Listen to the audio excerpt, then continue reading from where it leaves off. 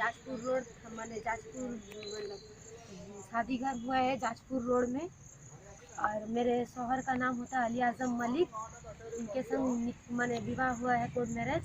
तो मतलब 3 बरस हो चुका है शादी को, 3 बरस होने जा रहा है। तो मतलब जुलूम मतलब 3 साल से कर रहे हैं। खाने देंगे नहीं, पीने देंगे नहीं, मार के बोलेंगे ट्रेन की तरफ फेंक देंगे बोलेंगे। उसके बाद केरासिन डाल के जला भी दिए थे एक बार।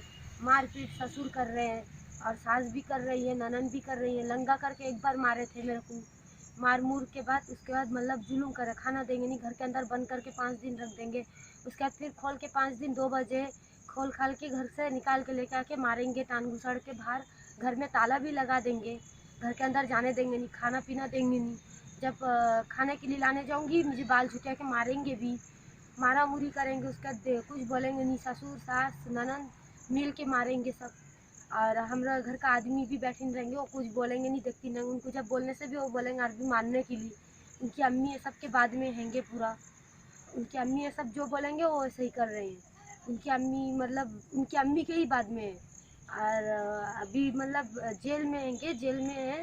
जो भी मतलब धमकी दे रहे हैं, बोल रहे हैं कि मैंने जेल से निकलेंगे बाहर, सब फ़ोन करके भी बाहर से आ रहा है, बोल रहे हैं कि मतलब मार देंगे मेरे को। और आप लोग की कुछ कीजिए, मेरा मतलब जान जैसा सुरक्षित रहेगा आप लोग।